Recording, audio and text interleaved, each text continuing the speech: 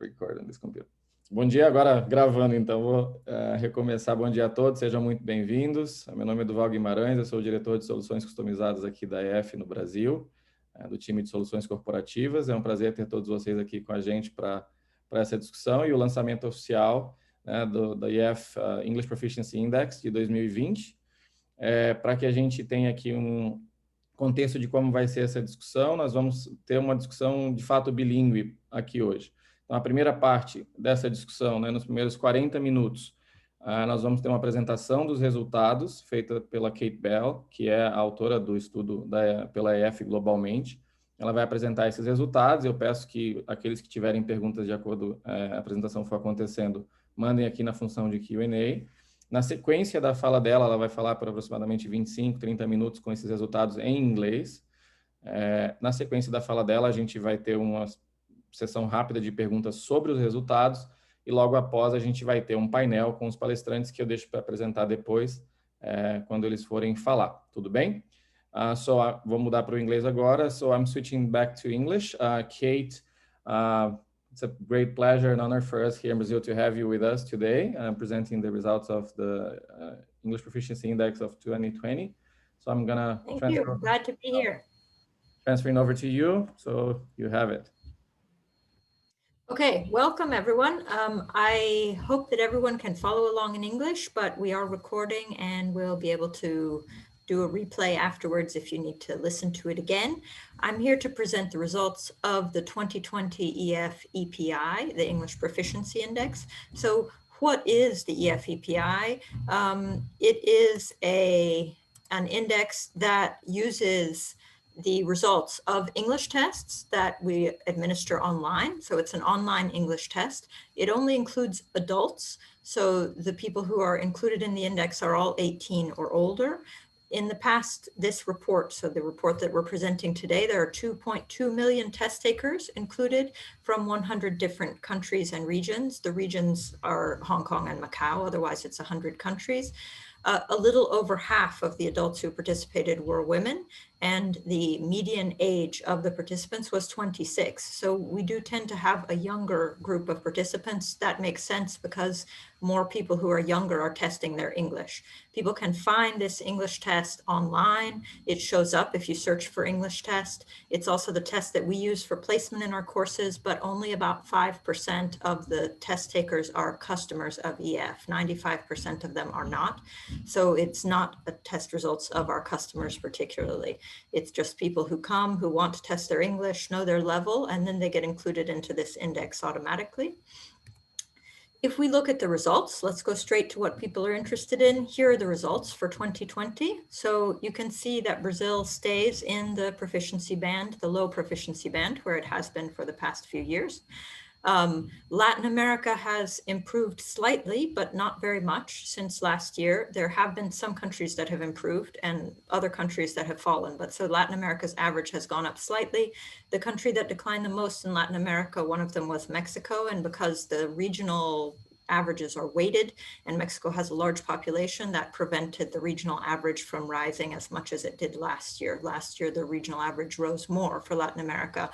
We see the same trends as we have in the past, with Europe having much stronger English proficiency than other regions in the world.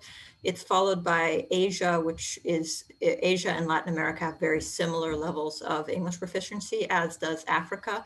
And then the Middle East has the lowest level. We'll see that on a slide a little bit later. Here are the actual rankings. So Brazil is in position 53, so slightly below the middle of the index with 100 countries. That is not a significant change since last year. So Brazil's level of English is very similar to where it has been. And we will look at the 10-year trend in Brazil in a later slide. You can see, if you look for some of the other countries in Latin America, you can see that Chile, for example, is in moderate proficiency. You can see that Argentina is in high proficiency. Those are the same brands where they were last year as well. This is a graphic of some major cities with the proficiency levels. So the 3 cities that we have in Brazil are all in the moderate proficiency band, and I have their scores on the next slide. So you can see there that the cities in Brazil, these 3 cities in any case, outscore the country. And that's the case in almost every country, that the cities outscore their country average. So we have a higher level of English proficiency in cities than in, the rest of the country as a whole outside of cities. As I was saying, the regional averages, we have in Europe a much higher level of proficiency than in the other regions of the world. Asia and Africa have very similar proficiency levels, with Latin America only slightly behind, and the Middle East with a significantly lower level of proficiency.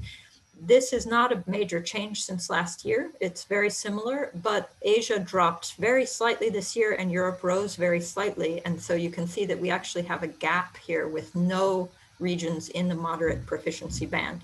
That was not the case last year. Last year, Asia was in the moderate proficiency band, just barely. And so here we have a kind of a missing band almost, with Europe having risen somewhat and Asia fallen a little bit. Here are the rankings, as I promised, for only Latin America. So you can see that Brazil is in the middle, essentially, right? You have countries above and some countries below. So the countries of Latin America have a relatively wide spread of scores, despite the fact that the region is, shares to a large extent, shares a language. Aside from Brazil, you do have a very wide range of scores between Argentina in the high band and Ecuador almost at the end of the index. So a surprisingly wide spread, although it's not as wide of a spread as a region like Asia has, which is obviously much larger. There's Brazil. Okay, let's look at the rank change. In Latin America, we have movement in both directions. So we have countries that are going up, including Brazil. So Brazil has improved somewhat since last year. We'll see on the trend chart more clearly what the 10-year trend is. This is just trend since last year. We have, as I mentioned, Mexico with a large population, which has dragged down the regional score so that the regional score has not moved. And Guatemala and Ecuador also have fallen quite a bit. And then you have some countries that improved more. Venezuela and Honduras and Panama all improved more than Brazil, Paraguay as well. And so then, you have Brazil, but Brazil is in the darker blue, which includes countries that changed what we consider a significant amount, so more than 20 points since last year. So we'll see it in the 10-year trend. I think that may be the next slide. So here it is, the 10-year trend for Brazil. So Brazil here is in blue, and I've put China on the graph just to be a little bit provocative. China is in red. So you can see that Brazil and China in 2011 started off at exactly the same level, really very, very close.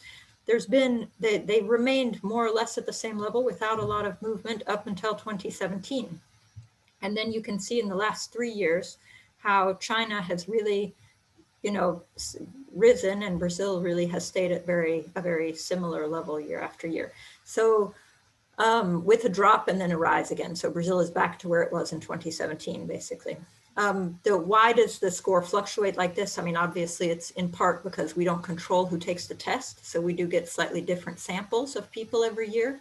The people who want to take the test. And so we're not selecting people for the test the way that a survey would do. We let anyone participate in the test. So that does mean that the sampling is slightly different every year. And so we can't control for small movements, although the number of people taking the test in Brazil and China is very large, over 100,000 people in both countries. So these are very large samples of test takers. And this sort of, is an interesting graph to look at in the sense that China has been investing in English for quite a while. They've been investing a lot in English for maybe 15 or 20 years. It's taken them a while to get to start seeing results, but now they really are starting to see results. It's normal because this index, the EF-EPI, is testing adults. So changes in the school system wouldn't be reflected in the report right away. They would only be shown in the results. And Brazil honestly has risen somewhat, right? We had in 2011 and 2012, you were in the very low proficiency band or almost, and now you're getting up towards the upper end of the low proficiency band. So it's not a story of decline. It's a story more or less of, a small improvement over 10 years. This is again Brazil and China, and this is just showing from 2015 to 2020 what the ranks in the report are. Again, you can see that Brazil in 2015 started out being ranked above China, and then 2016, 2017, and they're pretty close together, although China pulls a bit ahead in 2017, and then 2018, 2019. So you can see China pulling ahead here in the rank in the report. The ranks in the report are a little bit less significant than the scores, because the ranks change when countries get added to the report. So each year we add new countries, and so that shifts people around without their score having changed. But this does show sort of how you could have a feeling by looking at the report. If you are someone who reads the report every year, you certainly would get the feeling that Brazil is not improving or that Brazil's score is falling. That's not actually the case. The score is not falling, but the rank is falling because there are more countries added and because other countries are improving faster. Okay, let's look at the gender gap. So the gender gap worldwide, women's English is slightly better than men's. In Latin America, that is the opposite. The gap is slightly larger, and it's men who outscore women. That is also the case in Brazil, that men outscore women, and by a slightly larger gap than the Latin American average overall.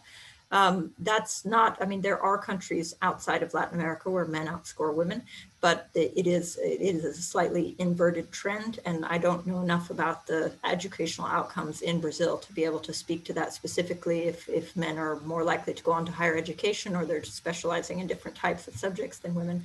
But we do see, or if men are more likely to be a part of the workplace, because we do see generally that being active in the workplace makes a difference in people's English. People's English is usually not the best at age 18, which is what we'll see here in this slide. So if you look here, the youngest group of people, 18 to 20, who have just come out of the school system, in theory, have the worst English of any age group in Latin America. And it's actually over the next decade that their English improves to the peak level at between 26 and 30. So people really are, in Latin America in any case, improving their English either from their first years of work or from their years of study, or both. But those are definitely contributing factors to the English proficiency in Latin America. We're not seeing if you compare Latin America to the world, you can see that there's really a very large improvement between age 20 and age 30 compared to the worldwide scores, where the improvement is there, the same improvement, but not as dramatic. People come out of school with a higher level of English and they improve less over the next 10 years compared to Latin America. If we have a look now at the industry scores, so this is just the upper half of the industry, and then the next slide will show you the lower half. So we have consulting and IT that come out on top. That's the same as last year. They have the highest proficiency. They're very competitive industries that tend to be able to recruit, top skilled graduates and also graduates who studied abroad. So they tend to be very competitive and able to demand very high levels of English. If we go on to the second half of this slide, so looking at some of these industry scores that are a little bit, these are different industries that are sort of in the middle. The yellow, the low proficiency, and this is also where Brazil is, the low proficiency, it corresponds to kind of a small B1 level. So it's a B1 level on the CEFR standard, if you're familiar with that. For most jobs, B2 is the minimum level considered useful in the workplace. So B1 is below that, and that seems to be the case for most of these industries. And this is the bottom of the industry graph. Here, everyone always points out, and it was true last year as well, that education is last and the government is near the end. Healthcare, which is also often a public sector industry, is also near the bottom of the chart. So the theory here is that the public sector doesn't demand very high English skills from its hires. It doesn't test for English before hiring people, but also that the public sector is not competitive, not necessarily competitive. And so they're not driven by market competition to improve their English. They're not getting beaten out by competitive sectors because of their low English proficiency. The issue with having such a low-skilled public sector, aside from the fact that education is obviously where English teachers work, aside from that, is that it does immobilize people in the public sector, so that people who might want to move from the public sector to the private sector at some point, or who might need to move from the public sector to the private sector, could find themselves blocked because of their low English proficiency, because their English proficiency is lower than the workplace average in other industries. If we look at job functions, again, this is 2 slides, so this is just the upper half of the job functions. So people who work in legal departments or who work in research and development or strategy tend to have better English than if we go down to people who work in things like admin or clerical positions, people who are technicians, maintenance people, people who work in production or in operations. That makes sense, right? I mean, there are roles that are more public facing. There are roles that demand that the people who have those roles keep on top of what's going on in other countries, so that they're able to participate in conferences or they're able to read the research that's happening in other countries. And then there are roles that are very local or that are very, focused on that particular office or just on the country level. The problem that this might pose for companies is when people want to be able to be mobile within a company. So if you have someone who works, for example, in a technician role who wants to move up to R&D, or someone who works in an administrative role who wants to move up to human resources or something, if you want to be able to evolve the careers of your employees within a company, that can be a challenge if there are certain roles that have very poor English proficiency, because building English proficiency takes quite a bit of time. So it's the kind of skill that if it isn't taught to people who have very low proficiency, they may find it difficult to evolve within the same company. Looking at seniority, so this is a comparison of executives, managers, and staff people.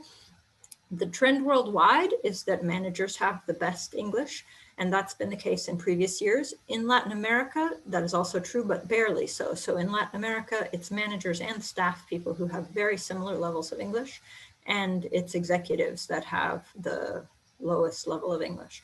That may be a question of age. So if in Latin America, executives tend to be older, then we definitely see lower levels of English among older adults. We don't have a lot of data for adults over 40, but if executives tend to be older in their 40s, between 40s and 60s, then they definitely will have lower English proficiency overall. Now we're going to do look a little bit. I'm going to take you through some of these correlations that we do. So every year, what we try to do is look at our English proficiency index and look at some other indices. So economic indicators, other indices that are put together by economists or other people, the World Bank, and then and compare what goes with English, basically. So we're saying what correlates to English. It's not what does English cause. It's not what causes good English, but it does, if something is high in a country and they also have good English, it's interesting to see what correlates. So this is part of the report if you decide to go and download the report. And so I will take you through just a few of the graphs. There's more of this in the report. This first one is global connectivity. So basically internet access and use of the internet. And so the Global Connectedness Index looks at how, connected countries are to each other. And here we can see just sort of a clear example of countries with better English proficiency, especially those with high or very high English proficiency, are much more connected internationally than countries that have a lower level of connectedness on this index. Looking at the workplace, we have productivity. So productivity is positively correlated with English proficiency. It doesn't mean that English makes you more productive, but countries that do have higher English proficiency do also have higher labor productivity. Looking at international engagement, this one is quite interesting, both because the correlation is very strong. It's a stronger correlation than most of the other indices, and also because it is the Good Country Index, which is what this is correlating against, is an index that's put together by an economist. He's trying to measure sort of how outward facing a country is. So it takes into account how present that country is in peacekeeping missions, and how much investment they do abroad, and how many students they send abroad, and how many refugees do they welcome, and lots of different indicators. I think there's like 40 indicators in the Good Country Index. He looks also at sort of environmental questions. How much does the country pollute? How much is the country engaged in, peacekeeping negotiations, things like that. So it's very much about how outward focused is the country, how much good is the country doing in the world? Is the country doing good in the world, or is the country not doing good in the world? And here we see a really strong correlation, which is with English proficiency, which is interesting because it could be sort of you could see it work both ways, right? That better English means that a country is more aware and more engaged with the rest of the world, but also that being engaged with the rest of the world raises the English proficiency in a country, that people who are engaged with the rest of the world are more, looking at more of what's going on in the rest of the world. And because that often happens in English, that their English proficiency is rising due to that. So this is one of my favorite ones. I think this one's very interesting. We have here innovation. So looking at just straight, expenditure on R&D, government expenditure and private expenditure on research and development, and also the number of researchers per million people. For both of these indicators, we see that the major difference, the really large difference, is between very high proficiency countries and the rest. But then we see there's another step down, right? So there's very high proficiency countries that are in their own category. Then we have high and moderate proficiency countries that are very similar to each other. And then we have low and very low that are each time basically cutting by half the amount of expenditure on research and development, and also the number of researchers per million people. Looking at the hiring practices. So this is the Global Talent Competitiveness Index. It's an index of how competitive the employees are on the as a global workforce. And here we have a correlation. All of these correlations have been true prior to this year. We look at them each year, and the strength of the correlation changes over time, but these have all been true in previous years as well. So just to sum up, the English proficiency is, I hope I've convinced you, or else you already believed, that English proficiency really matters for companies, for governments and regions and cities, but also for individuals, because it has an impact on competitiveness, on the sort of global stage, on the level of innovation, and also on the connectedness to the rest of the world. So that is the end of my presentation, and I'm going to hand it back over to you, Duval. Thank you very much, Kate. I was having a good follow-up here in the chat with people as they were typing as you were going on. A couple questions that came in that I took note. One, Angela asked about, when you talk about proficiency in English, is that the level of fluency? I think if I understand correctly, and following what she said also in the chat, she was quite surprised with the fact that our level is low. So perhaps maybe here it would be great to get a little deeper on what exactly that score means in terms of level of fluency, and how can we interpret them better for Brazil. So the idea of fluency, I don't know how it's used in Brazil, but in linguistic sense, the idea of fluency is how fluidly you speak. So sort of how quickly you can string your words together, essentially, whether or not they're correct. It's more a question of fluidity, like fluidness, the idea of liquid. So it's, do the words kind of pour out of your mouth, or are they chopped up? Right? So that's the idea of fluency.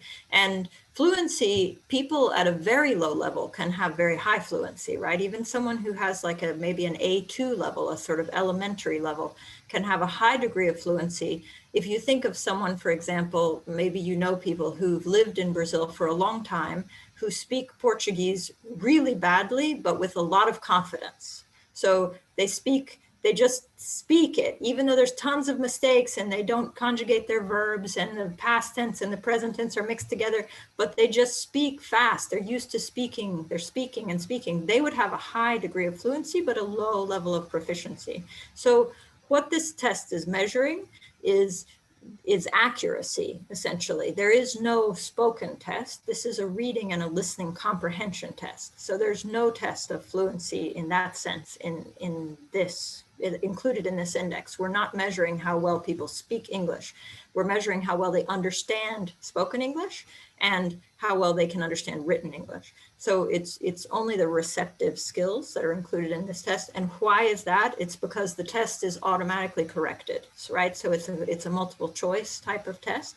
And so you can't really do automatic correction on people's writing samples if you want people to write things, and you can't really, it's very difficult to do automated correction that's accurate for spoken English.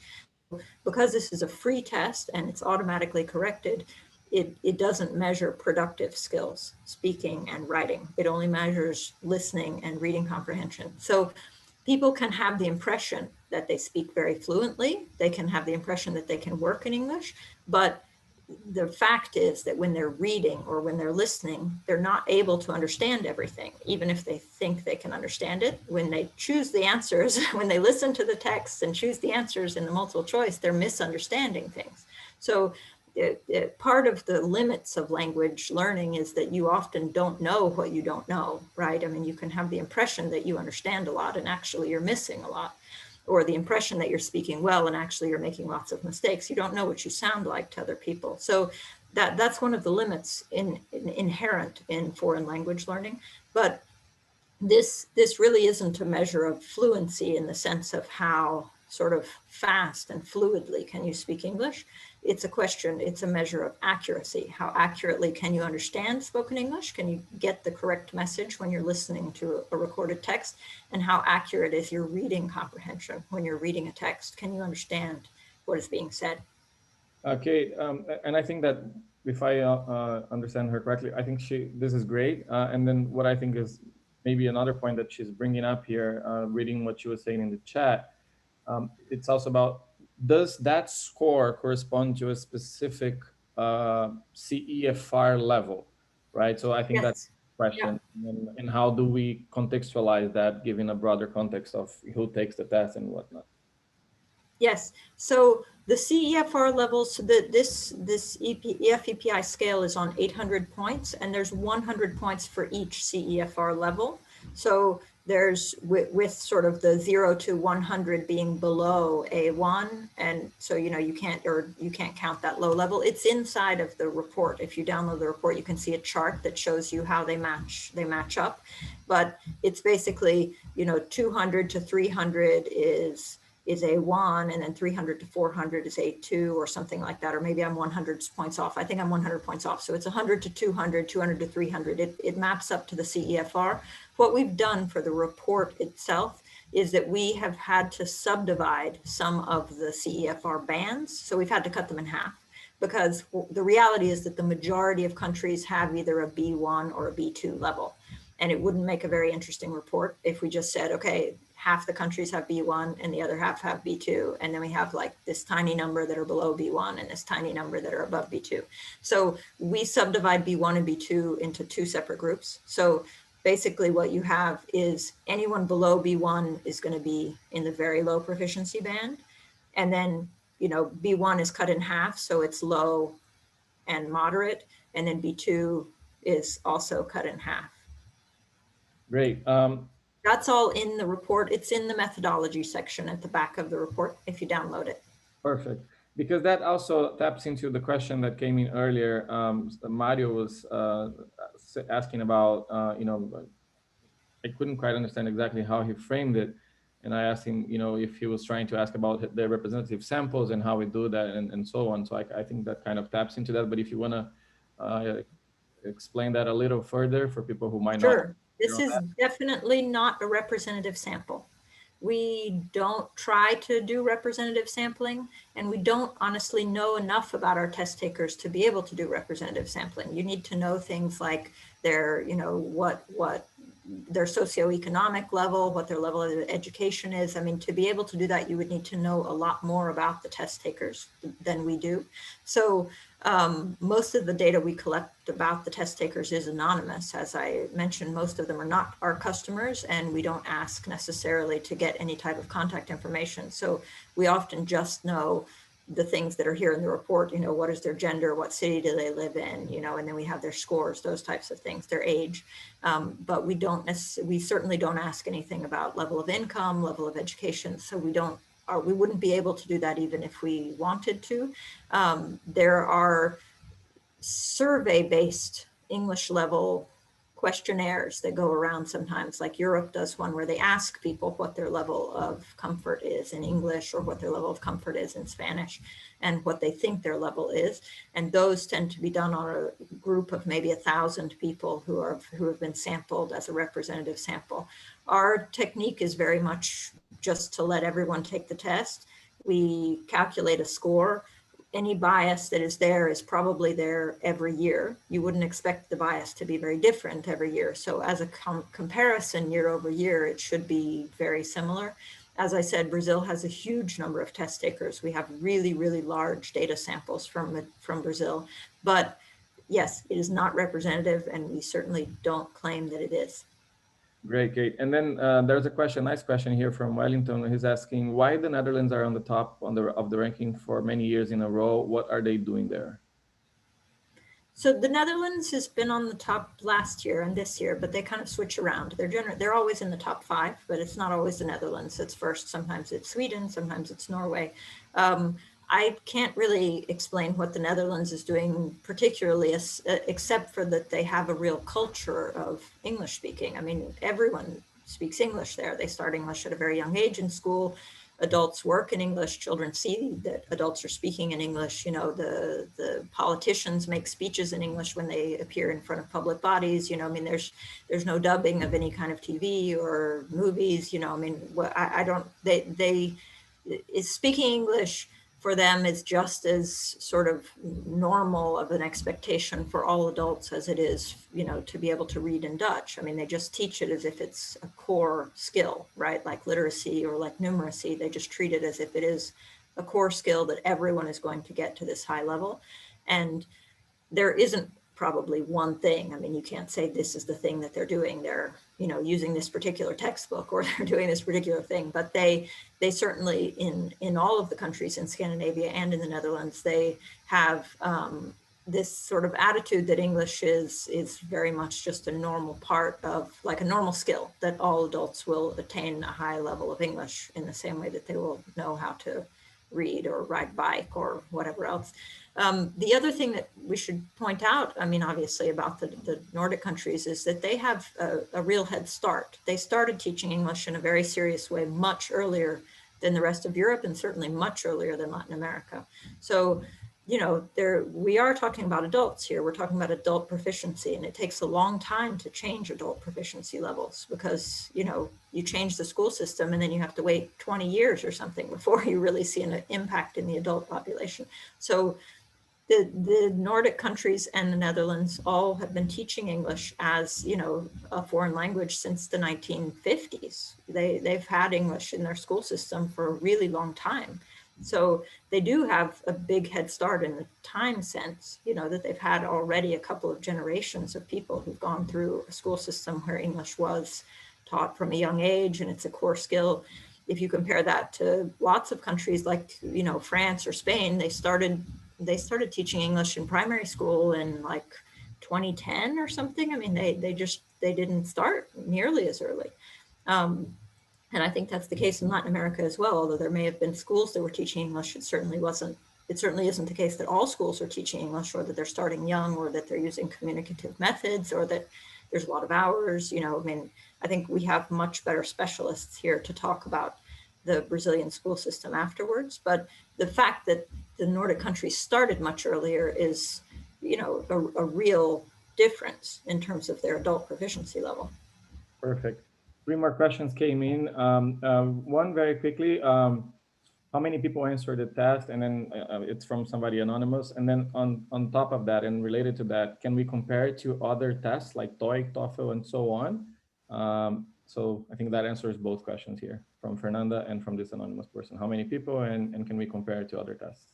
And then also, so how many people is 2.2 million people this year? I mean, this is based on 2019 data. So this is from 2019, 2.2 million people are in the index.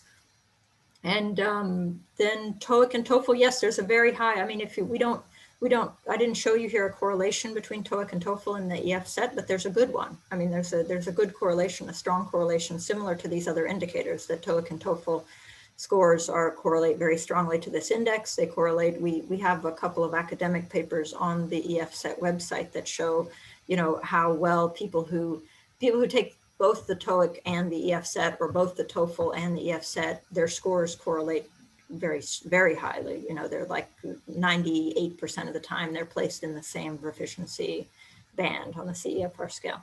Yeah, and then Fernanda is adding here that like just thinking of other tests where focuses on reading and writing in a way of checking accuracy of understanding. So, but I also think that there's the adaptive methodology, right? So our test is just as adaptive, and then that's precisely where we have that strong correlation, I'm assuming. The adaptive nature of the test is mainly to make it shorter. So the EF set is a 50-minute test, 50.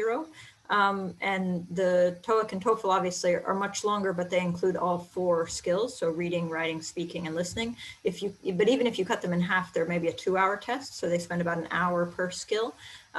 So if you compare a 2-hour test versus our test, a 50-minute test, the reason that our test is shorter is because it's adaptive. So you start at sort of a middle level. The first question you get on the test is a sort of middle level question. And depending on how you do on those questions, the questions will get harder or easier. So the test adapts to you.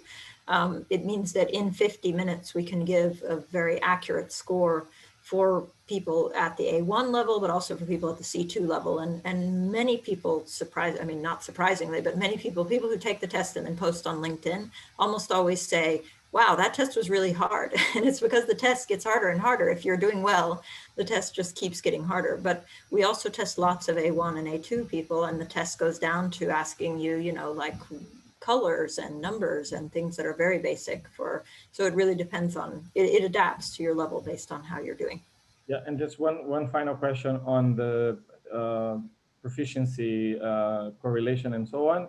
Somebody asked earlier, is TOEFL a C1? So kind of what's the approximate level of C1? And then somebody else here, Deborah, is asking about, what's the expected level of proficiency that I need to do well on a test like GRE or GMAT. I don't know very much about the GRE and the GMAT. I think that's probably something you can just look up on the internet. I feel like Google will have the answer for you. We do have there is on the EFSET website a chart that shows sort of how the EFSET scores map to the other tests. So it's not for the GRE and the GMAT because those are not English language tests. But for the English language tests, there is a chart there that shows how the different scores map to each other. Oh, maybe I can answer that on my side from a personal experience. I've taken both the TOEFL and the GMAT. You would expect that you have at least a very solid C1 level, ideally a C2 to do well in those tests. That's what I would say, based on my experience having studied abroad and so on. They're for native people. I mean, they're for native English speakers. Those tests have been built for native English speakers. And one thing that people sometimes get a little confused about is that the C2 level on the CEFR scale is not a native level. Natives are not scaled on the CEFR level. Natives are at a totally different place. So saying you have a C2 level does not mean you have a native level in a language. The idea of a native language learner is someone who's learned it since they were a child. So they have a very different language profile, right? Like, so they have a different sort of experience with the language. They have a different vocabulary. They have, different reflexes. But the CEFR scale doesn't measure either what we often call fluency, like your previous question asker was asking. It isn't a measure of fluency, how well you can speak. Lots of people will point out that someone can get a C1 or a C2 and not speak English very well, not have a very good level of fluency, but they can have a very good mastery of reading and, be able to write texts but it takes them time. They don't have good fluency, right? They're not able to speak quickly, but they do master the language very well. And in the same way, it doesn't measure this idea of nativeness. Being a native speaker is not C2. They're not the same thing. Perfect. And one last question here, Kate, and I think perhaps the most provocative one from Denise. She says, "What do you mean when you have a conclusion about lack of competitiveness between people from government that result in a low level of fluency for them?" She had also talked earlier in the chat about this. She was saying how she thinks that there's actually a lack of investment from government. So in this regard, and I think this is a great question for us to start switching to the transition to the debate after this, because that's okay. where I'll just say what I meant, and then let's go straight into the roundtable. So what I meant was exactly what you said, basically, which is that because there's no competitive pressure on the public sector, they don't need to invest to raise their level. So, it is the two things are the same. If you think about a company that decides to train their employees in English, they're not doing it because they like love their employees. They're doing it because they think it's going to improve their competitiveness. They think that their employees will perform better if they can speak English. So if there are two companies that are the same and one, I mean, they're in the same field, say they both, you know, make widgets and they both want to export widgets to other countries. And one company has a lot of people who speak other languages and who have a good proficiency level. And so they're starting to be able to access markets that the other company, Company B, is not able to access because their employees only speak Portuguese. Company B, in that case, is going to, you know, if they're a smart company, they'll invest in training their employees in English, right? So it's the competition that's sort of pushing the companies because they're saying, oh, we want to access China or we want to access, you know, wherever, Thailand. And if we have a bunch of employees who speak English, then we're going to be able to do that. And government doesn't have that. I mean, government doesn't have that competitive pressure. So if they're going to train their employees in English, it really will just be because they think it's important or because they, you know, they're not pressured by this competition. And so, like you said, there is a lack of investment. That's not only the case in Brazil, that's the case in lots of countries. So that, and those scores that I showed you for the industries were worldwide. Those were not Brazilian scores. Perfect. Kate, thank you so much. Very, very rich, great discussion. If you allow us, we're going to now switch back to Portuguese. And then I know you can understand us and be with us. If any other questions come up, we can get back to you. Okay. I'm going to switch back now. Pessoal, obrigado a todos aí. Estou vendo que tem bastante gente, muitos comentários, muito legal. Obrigado para quem estava aí acompanhando e esperando a gente chegar na parte do português. Eu vi que algumas pessoas também estavam ansiosas por essa parte. Deixa então eu começar essa discussão aqui e apresentar para vocês os nossos painelistas de hoje. Primeiro eu queria apresentar o professor Ivan Siqueira. O professor Ivan é PhD em Teoria da Literatura, Literatura Comparada pela USP, especialista também em Música e História da Arte pela Berklee College of Music, membro do Conselho Nacional de Educação e foi o relator recentemente do parecer do CNE sobre as diretrizes curriculares nacionais para a educação plurilingue. Professor Ivan, muito bem-vindo, prazer tê-lo aqui conosco. Obrigado, Duval. Foi uma grande alegria poder acompanhar aí a explanação da Kate, as respostas e também as perguntas muito interessantes. Em seguida, queria apresentar o professor Everton Guimarães. O professor Everton tem uma experiência, como a gente gosta de falar, no mundo da educação, no chão da fábrica da educação, né? O professor é diretor de escolas bilíngues em Goiânia, membro do Conselho Municipal de Educação também de Goiânia, escritor, alfabetizador, matemático, psicopedagogo. Eu acho que traz uma experiência prática para essa discussão aqui que vai nos ajudar bastante a contextualizar essas informações e enriquecer o debate. Professor Everton, bem-vindo, prazer tê-lo aqui conosco. Prazer é meu, Durval, e foi muito boa essa explicação inicial. Acho que a gente tem um bom diálogo aqui. Prazer conhecer o professor Ivan, do Conselho Nacional de Educação, e a professora Kate Bell. Obrigado, professor. Está tendo algum ruidinho de áudio aí quando você fala, né? Não sei se é alguma coisa aí do teu lado. E aí, por último, queria apresentar o Enio Omai. O Enio é nosso Chief Experience Officer aqui na EF, já há 19 anos conosco, PhD em Educação e Inteligência Artificial pela Northwestern University, mestre em Ciência da Computação pela George Washington University. Particularmente, todos aqui na EF o tem como uma das principais referências no nosso mundo de educação e prazer tê-lo aqui conosco, professor Enio, especialmente sendo aqui também brasileiro, né?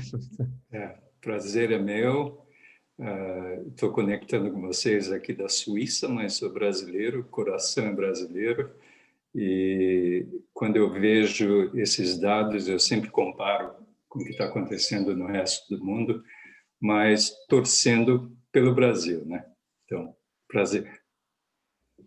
Bom, para a gente começar então essa discussão, queria pegar esse ponto de gancho aí que foi colocado da provocação dos profissionais de governo, mas tem um outro dado que me chama muita atenção, que está próximo ali dos profissionais de governo, e eu costumo falar muito sobre isso, né? Quando a gente olha o resultado do EPI por indústria, está sem imagem, alguém está dizendo? Deixa eu colocar a imagem do speaker aqui. Vocês estão vendo agora? Está melhor? Vocês vão ver quem estiver falando, certo? Alguém falou ali. E eu queria pegar esse gancho do resultado do dado por por indústria, para destacar especialmente não apenas os profissionais de governo, mas também os profissionais de educação, né, que na verdade é o pior no ranking já há alguns anos, né, no índice ali que a gente mensura. E aí, para dar um pouquinho de contexto sobre isso e a gente entrar nessa discussão com esse viés aí, tanto para governo e profissionais de educação também, lembrando, né, muitos são também profissionais do setor público, né, que trabalham na rede pública. Professor Ivan, o que você acha, se quiser fazer alguns comentários mais amplos aí também sobre a discussão em geral, mas tocando em especial aí nesses 2 pontos que eu acho que encerraram aí a apresentação da Kate com uma provocação bem interessante. Obrigado, Val. Eu acho que a Kate falou uma coisa que me chamou a atenção, dos países nórdicos terem começado o ensino de inglês nos anos 50, etc. O ensino de inglês no Brasil começa com a vinda da corte, a partir de 1808. Agora, claro que para um grupo muito reduzido, né? Então, a gente tem, por exemplo, com a criação do Colégio Pedro II no Rio de Janeiro, além do latim e do grego, 2 línguas, digamos, modernas eram ensinadas, o francês e o inglês, né? E, a partir da República, né, no começo ali do século XX, né, aqueles que tinham oportunidade de estudar, que infelizmente eram poucos, já tinham oportunidade de estudar outras línguas modernas, o francês e o inglês, majoritariamente eram línguas disponíveis. E isso vai, depois, evidentemente, com a nossa primeira LDB nos anos 60, né, 61, isso vai alcançar um pouco mais de estudantes, porque a gente tem que lembrar que o ensino no Brasil, durante quase a metade toda do século, era só o ensino primário, o que seria hoje o Fundamental 1. Então, a gente tem esse gap, né?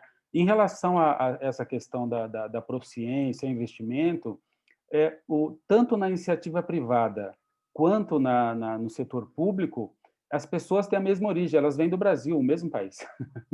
Então, não vai ter uma diferença substancial, né? Exceto por alguns caracteres, algumas características que a gente já sabe. Então, a gente sabe que a maior parte dos nossos estudantes, eles estudam em escola pública, é mais de 80%. 83% dos estudantes do ensino básico nos anos iniciais, eles estão em escolas de prefeitura, portanto, escolas públicas, 83%. Tá? Com pouquíssimas variações regionais, por exemplo, quando você pega uma cidade como São Paulo e você vê por bairro. Mas, enfim, essa é a média que a gente tem. Então, quando essas pessoas crescem e vão para o setor produtivo, enfim, vão trabalhar, com exceção daquelas que têm uma oportunidade de fazer especialização, vão fazer centros de idioma ou estudar em escolas que vão oferecer, de fato, uma formação mais consistente, esse gap ele vai sendo carregado. E aí eu acho que uma questão, comparativamente ao que eu, pelo menos, tive a oportunidade de ver em outros lugares, em relação ao ensino de língua, que reflete exatamente esse ponto que a Kate apresentou, é que a gente tem ainda um ensino de língua que ele não consegue responder uma pergunta básica, né, para ajudar os alunos, que é como estudar. Então, a gente tem uma dificuldade imensa, e eu, enfim, acompanhei ao longo desses 4 últimos anos aí para fazer o parecer, escolas em todas as regiões do país, enfim, então foi uma trajetória muito, muito enriquecedora e muito complexa também. Então, a gente observa que, via de regra, o ensino ainda é muito baseado no material que as escolas têm, que os professores têm. Então, você junta os professores que não tiveram uma formação adequada, portanto, não têm todos o nível que poderiam e que deveriam ter, né? Juntamente a isso, você tem condições de trabalho que não são as ideais e você tem um material também que não é adequado às diversidades e, enfim, às conjunturas todas que nós temos. Então, isso tudo se junta, mas isso tudo já é previsível, né?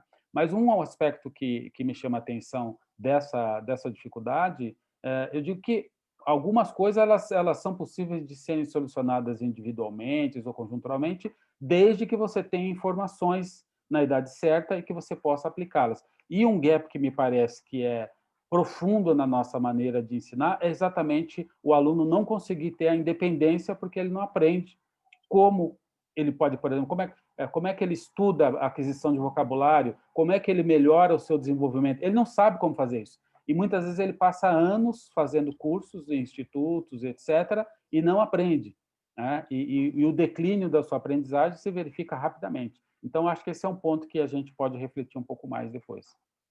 Muito bom. Professor Everton, quer entrar um pouquinho nessa discussão aqui, trazer um pouquinho da perspectiva também aí do setor privado, do universo da educação privada? Sim, essa dificuldade ela ainda é maior aqui, por exemplo, na minha região, aqui na região centro-oeste, né? Região de Goiás.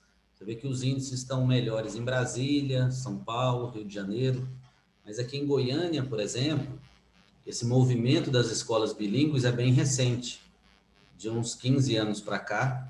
Inclusive, eu tenho 3 escolas, né, que nós começamos há 12 anos atrás. E o que o professor Ivan disse foi muito bem colocado, né? Mas o que eu percebo que falta muito no Brasil é um incentivo, né? É que a escola, o inglês nas escolas sejam levados mais a sério. Então, hoje a gente tem muito aquele inglês para inglês ver, né? Um ditado que a gente usa aqui.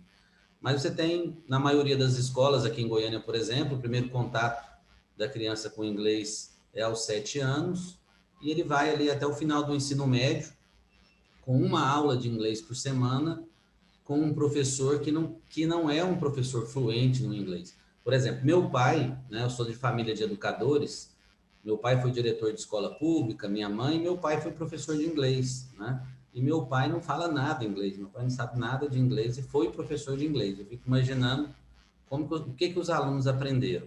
Então, a gente tem muito isso. Eu acho que o que falta é uma política pública de, olha, o mundo ficou pequeno, o mundo está globalizando e nós precisamos investir mais. Assim como a língua portuguesa aí nas escolas tem 6 aulas por semana, nós temos que ter, no mínimo, 6 aulas de inglês também por semana. Acho que evoluímos, acho que essa questão aí do bilinguismo é uma discussão em voga na comunidade acadêmica, né? Mas temos muito, muito, muito para evoluir ainda. Muito bom. Enio, você quer entrar um pouquinho na discussão aí? Acho que, em relação ao que está acontecendo no Brasil agora, o Ivan e o Everton são mais qualificados para comentar. Se a gente entrar numa área um pouco mais de tecnologia na área de educação, aí eu tenho meus palpites, tá bom? Tá joia. Bom, posso reagir um pouquinho aqui, então, do meu lado? Professor Ivan, eu acho que você traz um ponto muito interessante, e professor Everton também, que se complementam, né?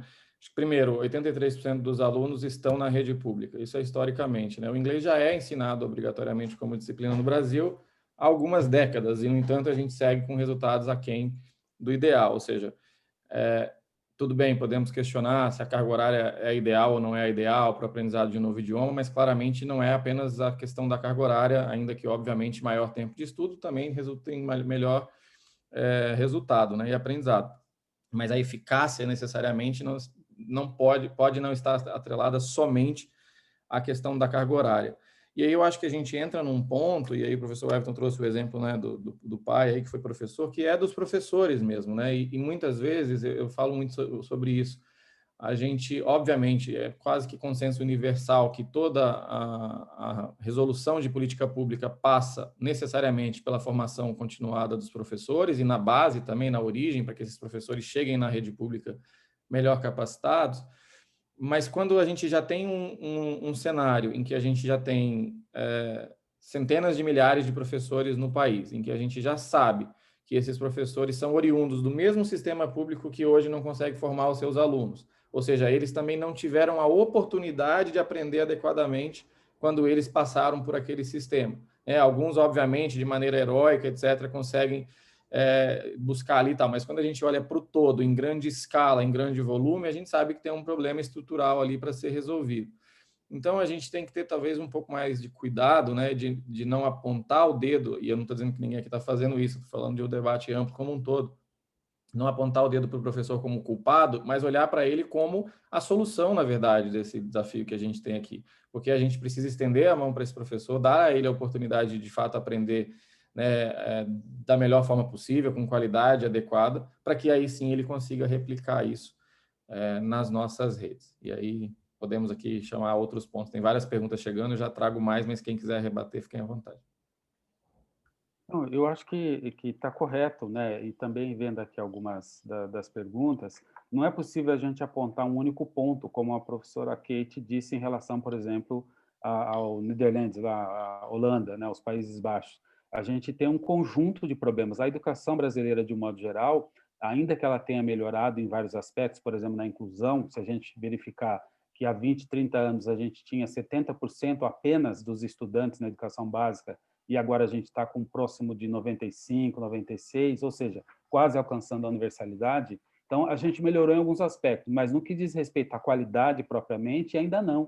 Nós estamos há uma década de estagnação em relação à qualidade por qualquer parâmetro que a gente queira medir no Brasil. Então, isso também tem repercussão no ensino de língua inglesa, não tem como mudar isso.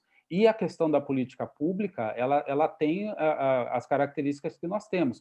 Sofre da falta de descontinuidade, todo governo que entra quer reinventar a roda, então você não tem continuidade. A formação continuada, ela não atinge todos os professores e as professoras. No caso de inglês, por exemplo, nós sabemos que formação continuada, as pesquisas que mostram, muitos professores não tiveram 1, 2, 3, 4, 5 anos.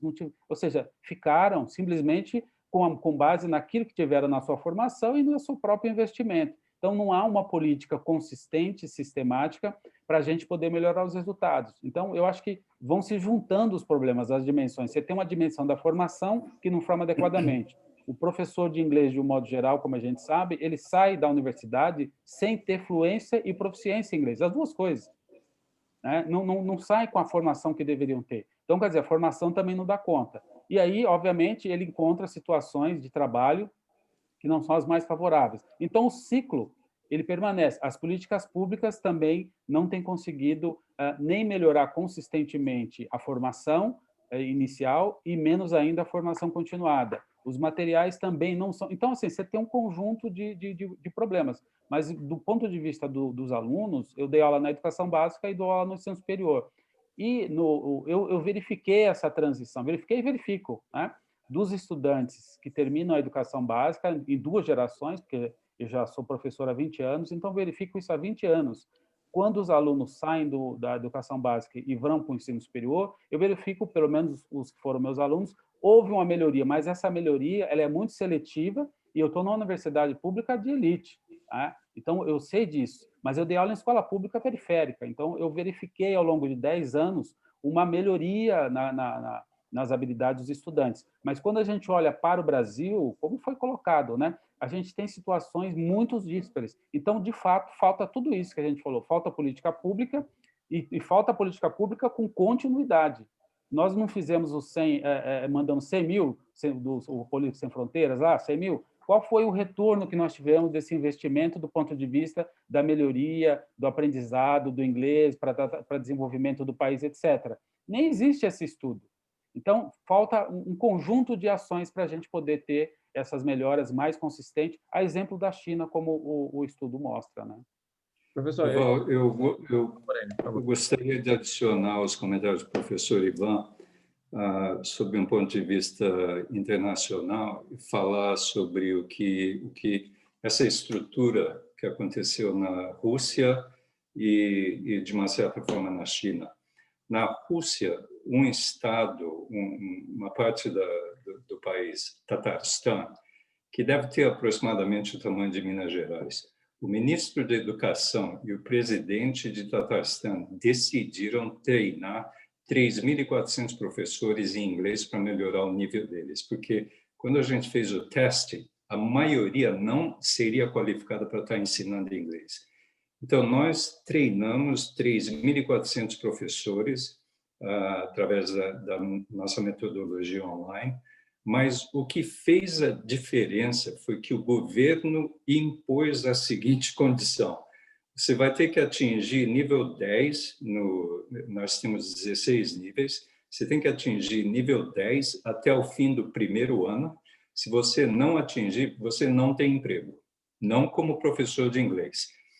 E não só isso, eles também tiveram uma cenoura, né? Não só o chicote, mas a cenoura também, que os 100 melhores professores, aqueles que conseguissem avançar mais, teriam 3 semanas em Cambridge para serem treinados depois.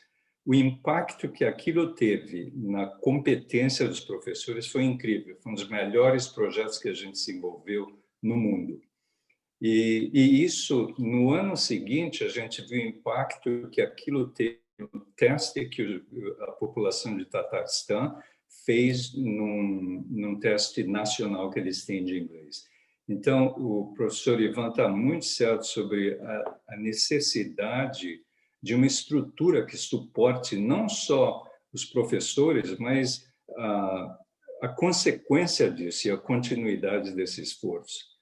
E talvez uma coisa que seja importante realçar é que a competência dos países e a proficiência em inglês tem uma correlação muito grande, mas você não pode dizer qual causa qual. Se a competitividade que está gerando mais proficiência ou vice-versa. Mas a China, por exemplo, eu não quero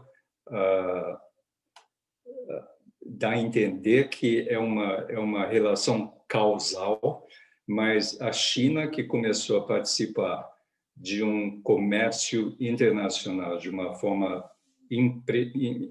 impressionante nos últimos 10, 15 anos, viu a proficiência subir muito. E a comparação com o Brasil, que o Brasil estava acima da China 5 anos atrás.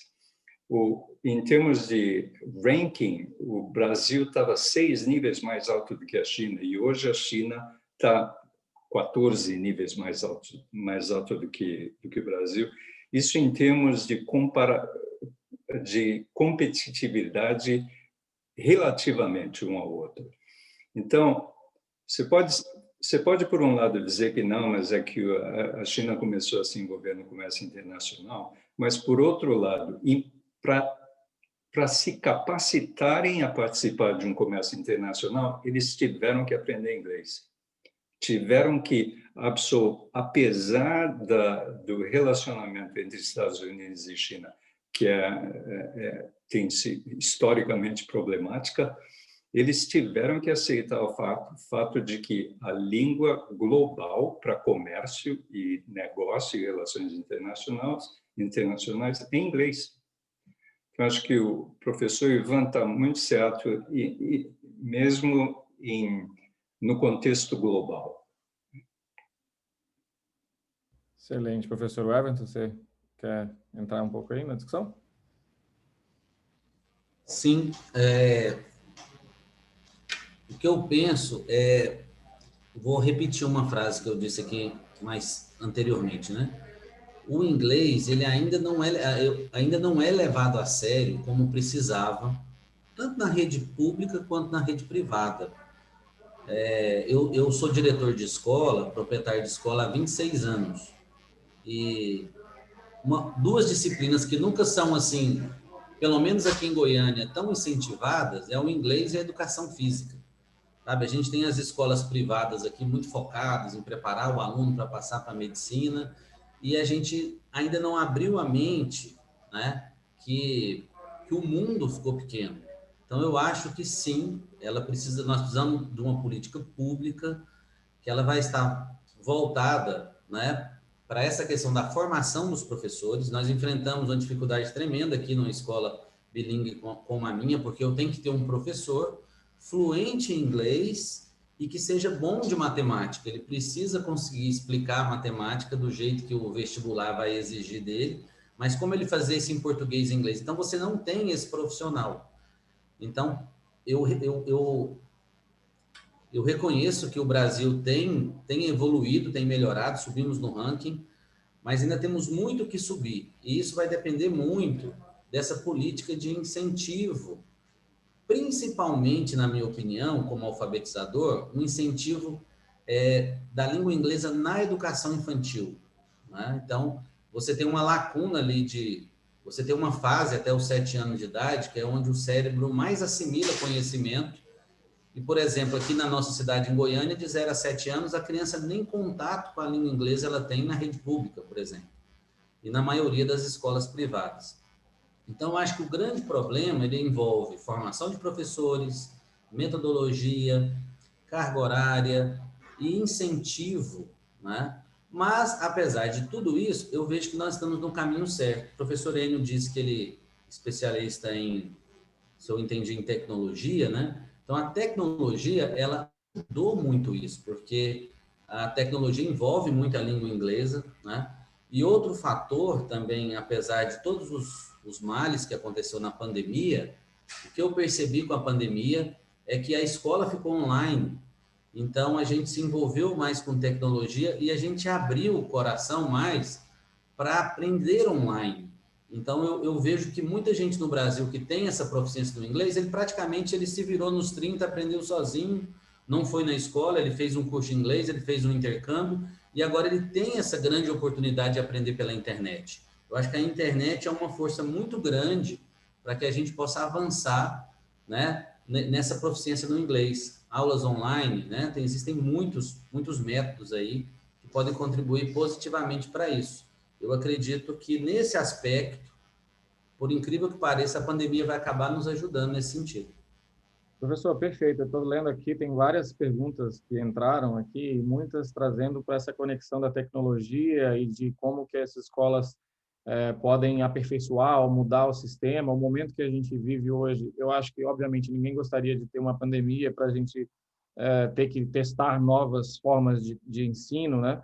Mas o fato é que esse é o momento que nós vivemos e ele nos está forçando a testar novas soluções, novos formatos. Em paralelo, a gente tem também, né, o momento de discussão de reforma do ensino médio, de base nacional curricular comum, então mudanças que estão aí, né, chegando à nossa porta, que podem ser muito estratégicas para que a gente, daqui para frente, experimente e coloque em prática coisas que vão além do preencher a tabela, né? E até alguém fez esse comentário, né, aqui de aluno que sente que a aula de inglês era só para preencher a tabela. E aí seria legal se a gente agora falasse um pouquinho mais, então, desses novos formatos, o que a gente consegue visualizar. Trago aqui também, né, eu acho que um ponto muito importante, e eu vejo como positivo, nos últimos 5 anos a gente viu o crescimento e o boom das escolas bilíngues, e isso eu vi aqui também foi colocado nas perguntas, né, que não necessariamente acompanhou a evolução no mesmo ritmo, a gente pode colocar dessa forma, de aprendizagem e proficiência. Então, a que isso se dá, e eu acho que aí vem um pouco do parecer aí do CNE recente que o professor Ivan relatou, obviamente direcionado no primeiro momento para as escolas bilíngues, mas que eu acredito, né, professor Ivan, a gente já falou sobre isso, pode ir além e servir como um incentivo mais amplo para a gente mudar um pouco o como se ensina, né? E foi um ponto que o José Aissa começou essa discussão lá atrás no chat, viu, José Aissa? Eu acompanhei, e provocou uma série de comentários complementares ali, né? Que não é apenas sobre o como estudar, mas também sobre o como ensinar, né? Então, acho que isso traz aí esse contexto e onde que a tecnologia entra nessa discussão. Perfeito, eu acho que são as duas, a moeda tem dois lados, né? Quando eu digo do como aprender, porque, via de regra, um estudante que passou 11 anos, ou 10 anos, ou 7 anos estudando uma língua, ele não ter aprendido como que ele aprende aquela língua e outras línguas, é uma coisa que deveria nos preocupar. E é óbvio que ele vai aprender exatamente em contato, coletivamente que a gente aprende. Então, o professor, obviamente, deveria ter essa formação para ele saber, né? Primeiro, ter as informações atualizadas. Hoje a gente tem muita informação a respeito da neurociência, como que o nosso cérebro funciona. A gente tem informação sobre, por exemplo, metodologias específicas para o aprendizado de vocabulário. A gente tem informação em relação a, por exemplo, como que você como o erro, por exemplo, tem um efeito no seu cérebro e como que você utiliza essas questões da química, da neurociência, como você junta, por exemplo, a disponibilidade colossal de informação de uma maneira a se fazer uma curadoria, ou seja, ter projeto, né? Saber ocupar, ter foco, a saber como medir os resultados, ou seja, isso é saber como estudar. Então, é esse conjunto todo. E óbvio que o estudante não vai aprender isso sozinho, pelo menos não a maioria, ele vai precisar de ajuda, ele vai precisar do auxílio de alguém que é profissional, que estudou para isso e que supostamente, né, está preparado para fazer o estudante caminhar nesse sentido. Então, eu acho que a questão da tecnologia, a gente não pode vê-la como a silver ball, a bala de prata. Eu acho que não existe isso, né? É evidente que a tecnologia pode ser, sim, um auxílio, como a gente tem vários exemplos aqui, mas a gente tem um país em que praticamente quase 1/3 da população ficou sem aula ao longo desses meses porque não tem acesso, né? Então, dos nossos estudantes, os números indicam, em algumas regiões, até mais do que isso, mas vamos colocar na média, né? A gente teve aí 1/3 de estudantes que estão sem aula ao longo da pandemia porque não tem acesso. Tem, quando muito, o celular, que não é suficiente para fazer todas as atividades que foram dadas. Então, a tecnologia pode ajudar? Evidente, mas a tecnologia depende exatamente dos pontos que a gente colocou. Ela depende de um programa, ela depende de um currículo estruturado, ela depende de ações organizadas, de sequências, ela depende de propósito e ela depende de motivação. Então, não é fácil ser professor e você, de fato, dominar tudo isso. Por isso que é um trabalho coletivo. Então, professor, coordenador pedagógico, diretor, bons materiais e, obviamente, um projeto pedagógico, né? um caminho para onde você vai. Então, eu acho que, no fundo, isso acaba sendo um pouco como o nosso país, sem projeto, né? Então, eu acho que a gente usar a tecnologia é a gente saber para onde a gente quer ir. Senão, a tecnologia pode até atrapalhar, porque você tem tanta informação, e vários colegas meus que continuam na educação básica, eles dizem isso. Os estudantes, eles simplesmente fazem Ctrl+C, Ctrl+V, copiam e colam. Não fazem a reflexão, não fazem a curadoria, não acessam informações relevantes. Por quê? Porque falta exatamente essa formação de o que é informação fidedigna, quais critérios você usa para verificar se uma informação tem ou não tem credibilidade, quem é que confere isso, quais são as informações relevantes e como que você não perde seu tempo clicando de link em link sem saber o que você está fazendo. Então, acho que a informação e as tecnologias elas podem ser um grande auxílio se e somente se, na minha opinião, soubermos como a utilizarmos. E isso implica, do meu ponto de vista, ter um projeto, ou seja, uma coisa maior, onde as tecnologias se inserem como elementos importantes, mas não como substitutivos desse trabalho que depende de gente ainda organizando, estruturando e dando condições para que o trabalho aconteça.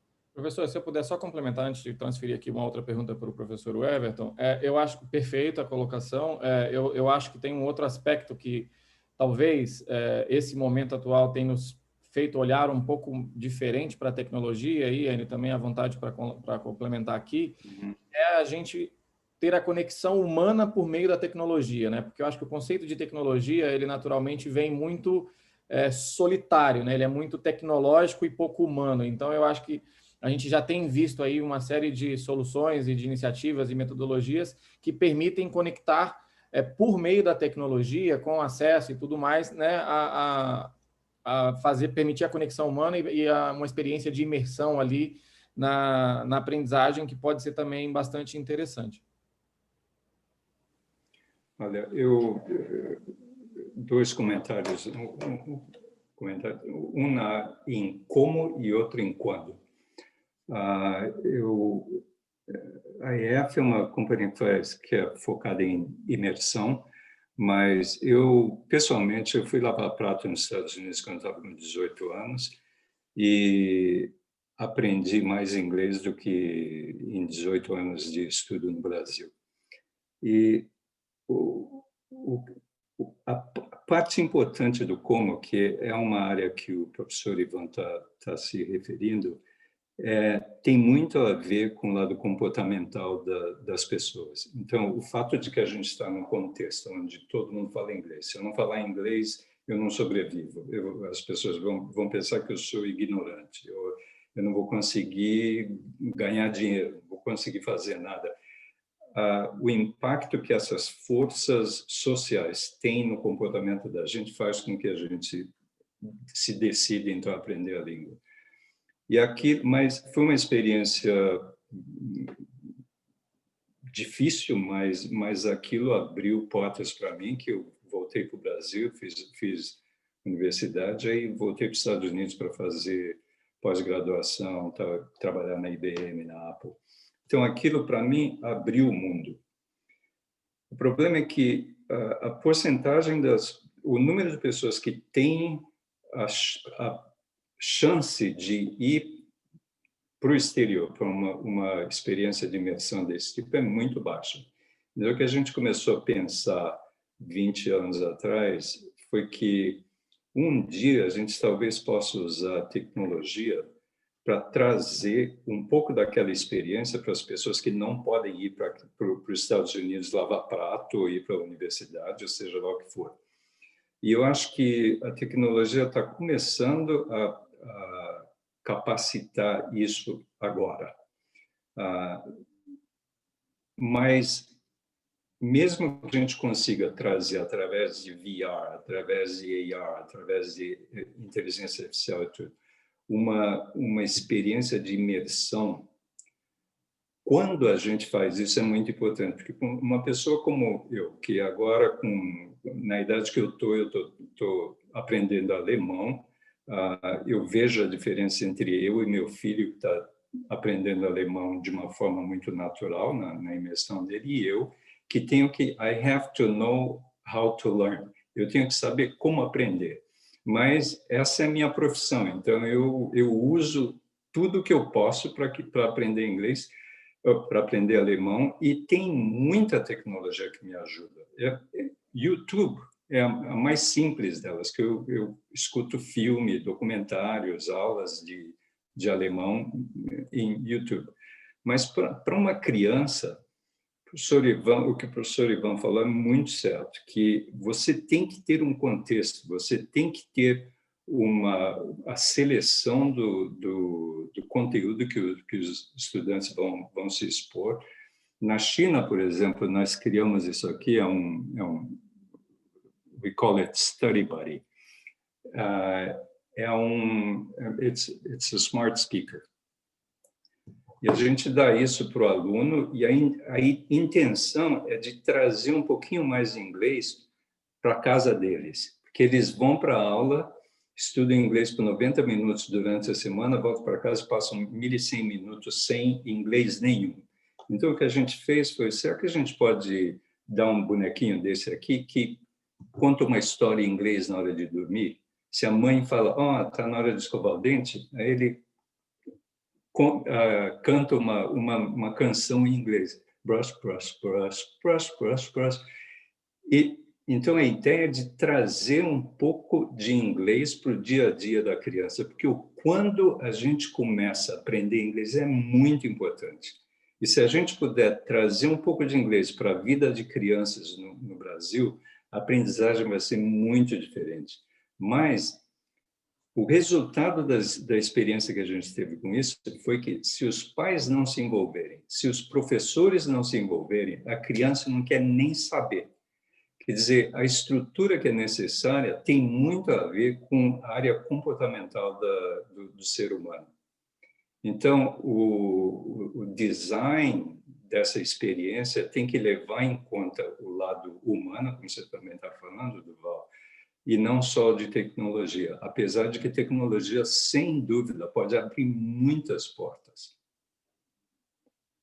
Muito bom. Professor Everton, se quiser complementar. E aí, só fazendo já um ponto aqui, a gente tinha planejado ir até 11h20, eu estou vendo que tem um altíssimo engajamento ainda, e se todos aqui estiverem de acordo, a gente pode estender aqui mais uns 10 minutinhos, porque tem muita pergunta, acho que a gente não vai conseguir chegar em todas, peço desculpa de antemão, mas estou tentando aqui contextualizar as perguntas dentro dessas temáticas para a gente tocar em cada um desses pontos da melhor forma possível. Estou vendo que a discussão no chat aqui também está bastante rica. Muito obrigado, viu, pessoal? Está sendo um prazer.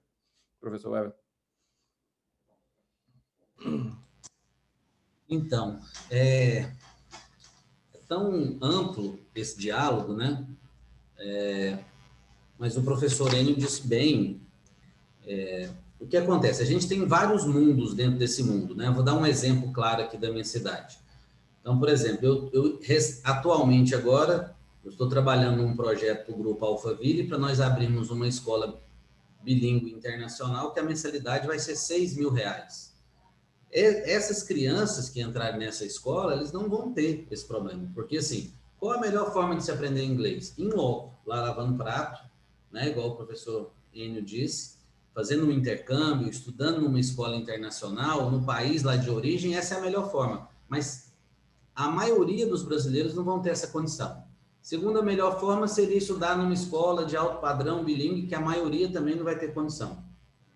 A terceira condição, fazer um curso de inglês extra fora da escola, que também a maioria não tem condição. Então, é difícil quando a gente fala de Brasil, porque a grande maioria mesmo está na escola pública. Então, eu vejo, sim, essas iniciativas de tecnologia muito importantes nesse sentido, porque a gente consegue atingir uma massa maior através da tecnologia. O ideal é o presencial? Claro, o ideal é o presencial, mas a tecnologia pode nos aproximar disso.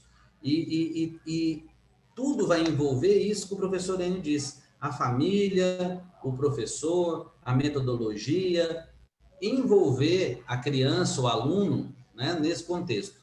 Mas eu ainda sou favorável àquele... Eu sou professor de matemática, então eu gosto muito de dar aula de matemática usando tecnologia, aulas interdisciplinares.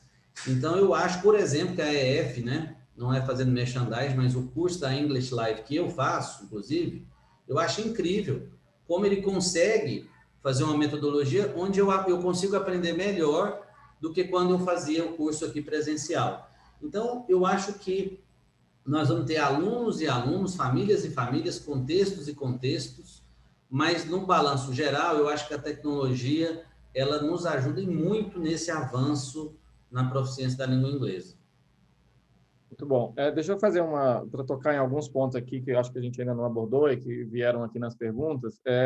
Eu acho que eu tenho ouvido muito aqui, não, então, a gente falou de tecnologia, o professor Ivan trouxe primeiro ali o exemplo, por exemplo, do Idioma Sem Fronteiras, foram 100 mil alunos no universo de 8 milhões, se eu não estiver enganado, né, professor Ivan, que ainda dentro de um universo do país é muito pouco, né, quando a gente pensa em escala. E eu queria trazer um pouco dessa discussão da escala, né, porque a gente, obviamente, em termos de custo-benefício, nós não vamos conseguir mandar todos os nossos alunos para fora. Da mesma forma, né, a gente não vai conseguir trazer milhares e milhares de professores nativos e pessoas de outros países para conviver e para a gente ter, em algum momento da nossa jornada de aprendizagem, uma experiência de imersão, e talvez não seja todo o tempo que essa experiência seja necessária, tem momentos que seja mais ou menos importante, mas aí, de repente, a gente consegue ver alguns caminhos de atuação em grande escala em que a gente talvez consiga conectar os nossos alunos aqui com um número grande de professores lá fora, e não que isso exclua a importância e a contínua necessidade dos nossos professores aqui também, mas para que naquele momento em que a experiência e o contato, né, de fato, com alguém que é nativo da língua, de qualquer país que for, seja importante, essa pessoa tenha essa oportunidade, como o professor Enio bem colocou. Então, eu acho que tem esse ponto da escala. E aí tem uma outra analogia que eu queria trazer aqui para a discussão, que eu gosto de falar da analogia do balde furado, né? Que a gente tem um problema que é uma torneira aberta, com o problema continuamente acontecendo, e um balde cheio de furos que a gente precisa ir fechando cada um desses buraquinhos para que a água pare de vazar. E a gente tocou aqui em vários pontos, talvez, do balde furado, né? E a gente está aqui falando sobre eles. Mas eu queria trazer um pouquinho para a torneira. Onde que a gente consegue fechar essa torneira para que a gente consiga produzir profissionais de fato melhor formados? E aí volto para a questão da formação dos professores, professor Ivan, e trago um ponto que talvez a gente ainda não tenha falado aqui. 83% dos alunos do Brasil estão na rede pública. Mas a gente vive um paradoxo na educação, porque quando a gente vai para o ensino superior, isso é o inverso, né? 80% vão para a rede privada. Então, hoje, se a gente for olhar os professores de inglês da rede pública, 80% desses professores são formados na educação básica na rede pública e no ensino superior na rede privada, né? E isso se inverte, que é o nosso paradoxo educacional. Então, como é que a gente resolve esse problema envolvendo as instituições de ensino superior também privadas, né? Porque, de certa forma, para fechar a torneira, a gente vai ter que passar por elas. E aí eu acho que entra um pouco na questão de mudança de currículo e como é que a gente toca nessa dor aí. Eu acho que esse é um ponto que a gente precisaria explorar um pouquinho mais, seria legal. Excelente, Durval. Eu acho que tem algumas questões para a gente refletir sobre isso, que envolve, me parece, vários dos pontos que já foram abordados aqui pelo professor Enio, você mesmo colocou, pelas perguntas que estão no chat, o professor Everett, porque o que acontece? Nós temos hoje, do ponto de vista da formação de professores, a licenciatura. Então, a gente tem mais ou menos 60 e alguma coisa % das licenciaturas, ou seja, onde são formados professores, na iniciativa privada online.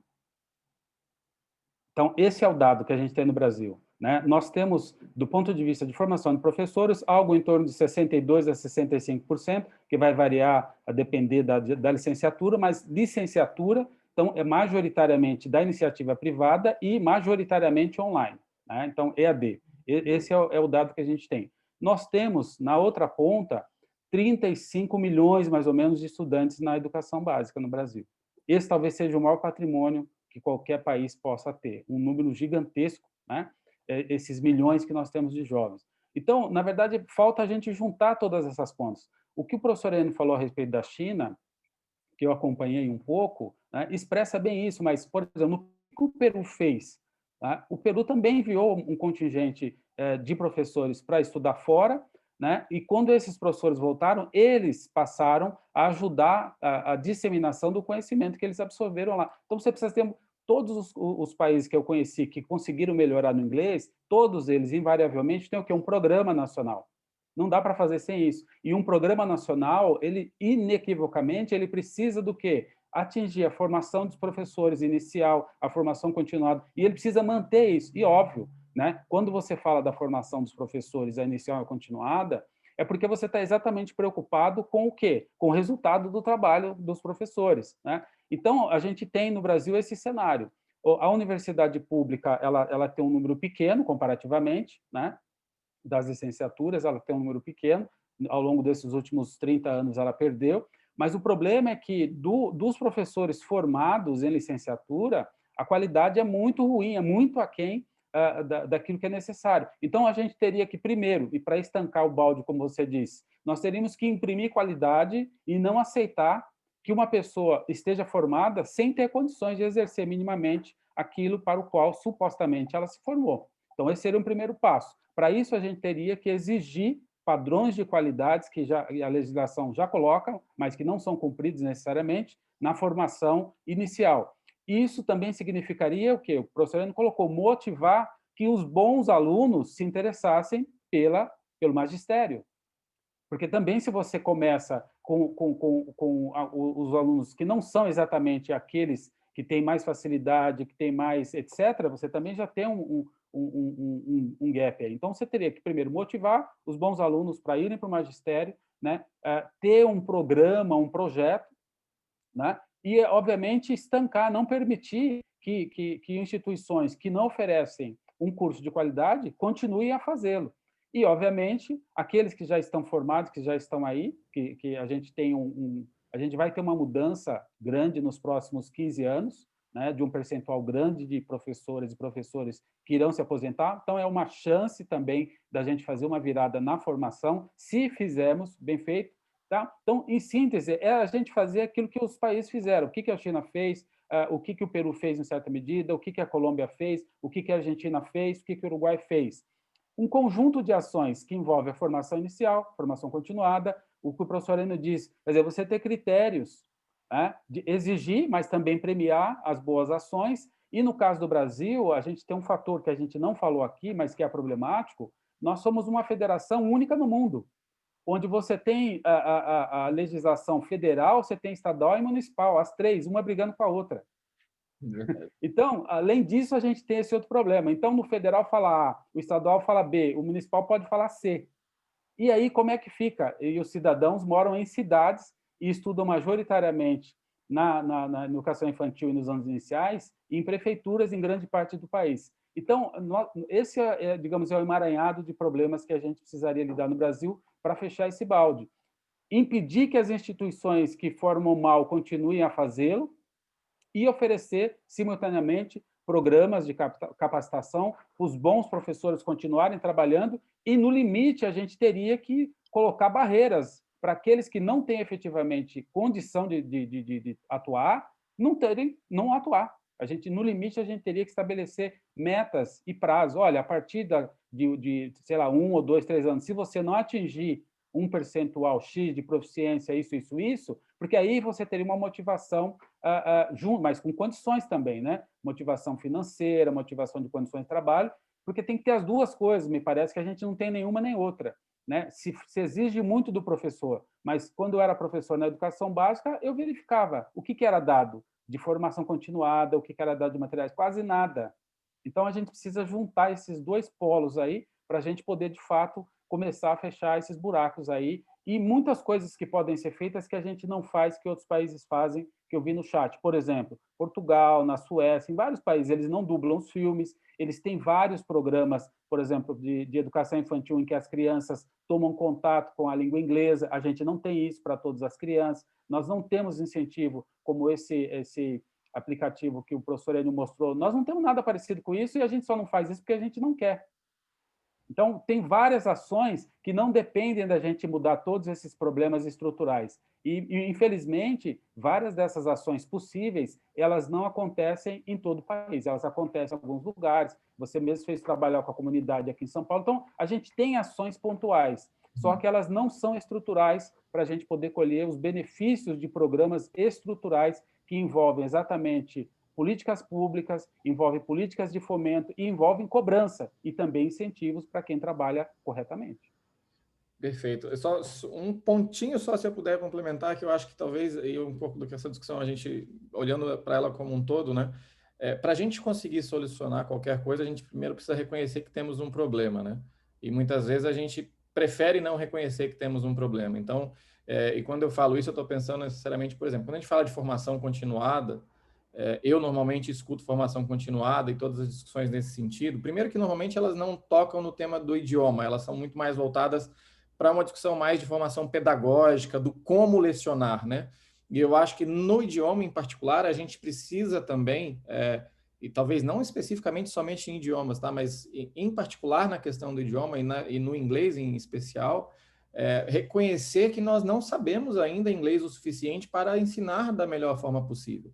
E que a gente precisa se colocar na posição de temos que aprender mais, temos que continuar aprendendo. Talvez tenhamos que aprender enquanto a gente ensina. Eu, particularmente, aprendi inglês ensinando. Eu comecei a dar aula de inglês aos 17 anos, fui pai adolescente e foi assim que eu aprendi, porque eu precisava. Eu não sabia tudo quando eu comecei a ensinar, mas enquanto eu estava ali ensinando, eu estava também estudando e aprendendo. E às vezes tirar um pouco desse peso, né, de que nós temos que saber tudo e que talvez nós temos que continuar aprendendo e continuamente, né, a vida é feita de um aprendizado contínuo em tudo, né, ninguém sabe tudo o tempo todo. Isso eu acho que tira da gente um peso e que nos permite nos colocar numa situação um pouco mais de humildade e dizer, olha, eu preciso continuar estudando, isso faz parte e eu vou melhorar não somente a minha própria condição, como a dos meus alunos.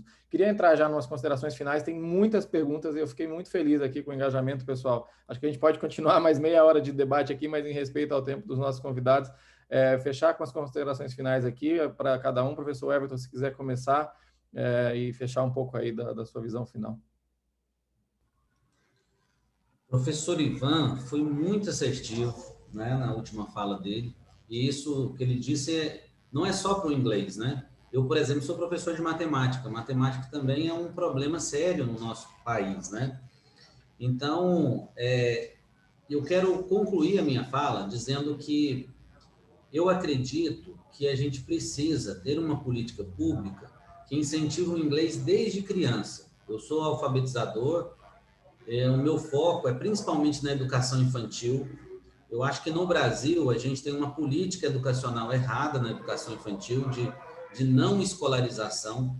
Eu acho que a gente deveria, né, desde que a criança teve o seu primeiro contato ali na educação infantil na escola, que ela já tivesse esse contato com a língua inglesa, e que na entrada ali na universidade também houvesse uma forma mais rígida de avaliar esse nível de inglês, né? A gente vai ficar numa jornada ali, a criança começa a estudar com 2 anos, hoje aqui na escola, e vai estudar até os 17 anos. É inadmissível que ele chegue no final de todos esses anos com contato da língua inglesa toda semana e ele não saiba o mínimo. Então, eu acho que se o vestibular também fosse mais rígido nessa questão, o Enem, né, isso faria com que as famílias investissem mais no Enem, investissem mais nesse ensino. Então, só complementando a fala do professor Ivan, eu acrescentaria essa questão de investir nas crianças, investir num processo de alfabetização, né, no idioma inglês e numa cobrança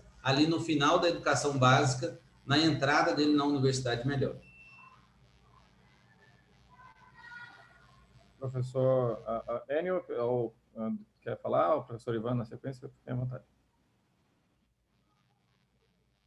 Olha, eu só tenho a agradecer, acho que foi uma boa manhã de de reflexões. Eu acho que para a gente melhorar a partir dos exemplos que a gente já tem, é preciso organização, é preciso um projeto, né?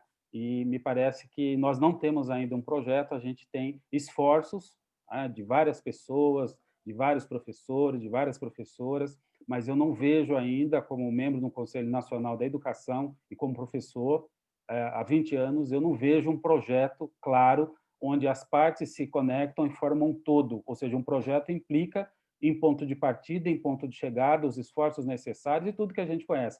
Eu acho que a gente ainda está construindo esse projeto. Espero que a gente consiga poder, de fato, avançar na medida e na proporção da potência que nós temos no nosso país, que eu tenho certeza que é muito maior, muito mais do que o que a gente tem conseguido, né? Então, só agradecer e desejar um bom dia, boa semana para todos. Muito obrigado. Eu também gostaria de agradecer a todos e principalmente ao professor Ivan e professor Weverton. Foi uma discussão muito interessante e eu acho que o que a gente discutiu, talvez a melhor forma de se implementar é através de uma colaboração entre o setor privado e o governamental. E não digo isso só por interesse da IEF, mas eu acho que com qualquer empresa do setor privado que tenha as motivações, os motivos certos, corretos, podem contribuir para o desenvolvimento do ensino no país. Isso acontece nos Estados Unidos, acontece na China, tudo quanto é lugar. E do nosso lado, desculpa com a minha dificuldade com português de vez em quando, porque já estou fora do Brasil fazem 30 anos, mas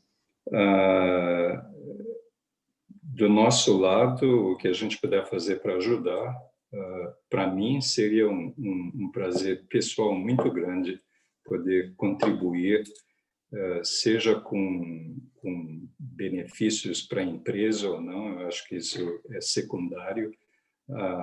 O motivo seria mais trazer o Brasil. Eu quero que o Brasil seja competitivo em relação aos outros países. Obrigado. Kate, we cannot forget you. You're there listening to us. Would love to hear some final words from you. Thank you so much for your presentation, for putting the API together. I told you already that, back in 2010, when I started to look into this, issue of English, because it was so important for me, I could not find anywhere any study that compared, and that gave us any sense of what's our, where are we in terms of proficiency? How well do we know this or not? And this was long before I joined the EF, and so I'm a big fan of the study and really helpful and insightful discussion and data that you've brought to us. I'd like to thank you and give you some chance for final words before we finish here. Thank you so much. I really enjoyed hearing your discussion, and it's very interesting. I mean, I think it's very hopeful to me to hear you talking so much about teacher training and the importance of teacher training, and both initial training and continuing training, because that really is something that a lot of countries have found is the key, really, because you can't teach English if you don't have anyone to teach English. So it's very heartening to hear that that's very much on your minds, and that that's something you're very aware of and something that's being worked on, because it sounds like, I mean, it's not my role to try to push English, but it does sound like that you're definitely going in that direction, and that there's so very strong awareness of the need to improve teacher training, both initial training and ongoing professional development. So good work, and I look forward to seeing your results next year. Thank you so much.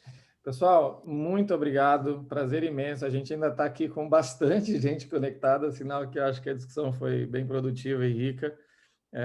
A gente viu aqui, a Cris estava ajudando a responder aqui as perguntas do chat enquanto as coisas aconteciam. Também coloquei ali meu contato à disposição para quem tiver alguma dúvida, pode acessar a gente aí nas redes. Peço desculpas às pessoas que mandaram perguntas e que a gente não conseguiu responder da melhor forma, de maneira mais direta. Mas agradeço muito aí pela participação, espero que a gente tenha conseguido tocar aí minimamente em todos os pontos.